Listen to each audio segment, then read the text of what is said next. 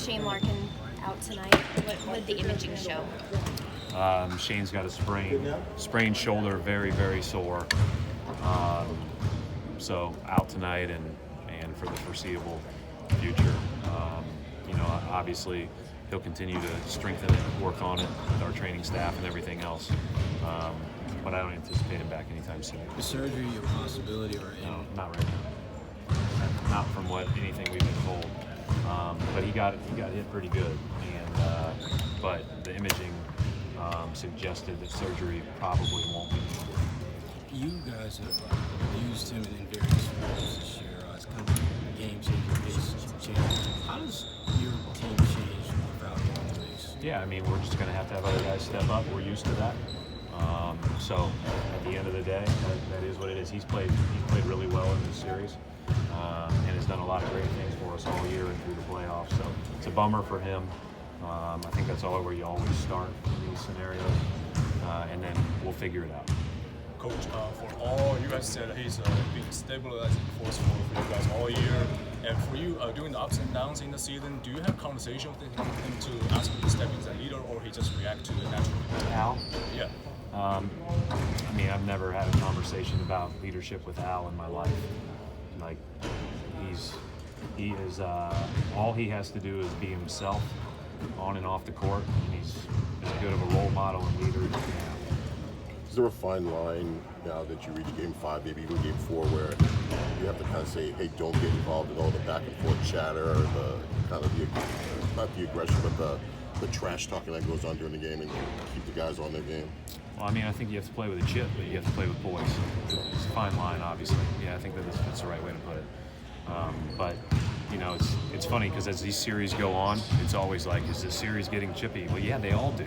Every series gets chippy, and when you're playing a team 5 straight times, it's going to be that way.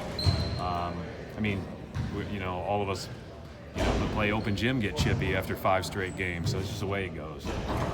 But you have to maintain your poise. How much does it help, Coach, that your guys have already been through a long 7-game series, so they've experienced how to balance that chippiness with playing with poise? Yeah, I think all the experiences help us. I thought the Milwaukee series, has helped us in a lot of ways as we move through this one. You've got to be able to bounce back from a good game. You got to be able to bounce back now from a game where we got beat. Those types of things, and it's hard. It's hard to win. It's hard to win any game, but it's certainly hard to win against a really good team in the playoffs. How does a guy like Tatum make what seems like almost an organic transition to being more of a go-to guy versus a guy who's just kind of really figuring out his role prior to this series? Well, I don't think his role has changed. I just think, when we have certain actions that we'll call from him and go to him, sometimes you call him, sometimes you don't. When Kyrie's out there, you're not calling as many of those. But he certainly is a guy that, has gotten used to making big plays his whole life. And I think that's something that he's always kind of envisioned himself as. Were you ever concerned at any point that maybe sometimes the moment might be too big for him at any time? No.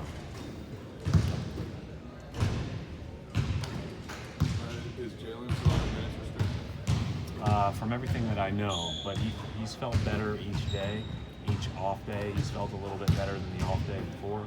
So, that continues to go up just bit by bit. One thing Brett Brown has talked about a lot is that your speed gives him issues. How does it kind of swing that TJ McConnell's been putting this guy lineup and now Shane's out? How much does that impact this whole thing? Well, TJ just makes a lot of red basketball plays. He's very tough. He hangs around, on rebounds. He hangs around in the backcourt. He gives you energy. He plays his role. He doesn't need the ball. I think that all those things are really important, and he's given them a great lift. Their speed is obviously very good with him on the court, and they've got a ton of other guys around him that can not only open things up for his drive, but then you have to pick how much help you're going to give. So, again, I feel bad for Shane. We're going to have to figure that out. But first and foremost, I feel bad for Shane. Thank you.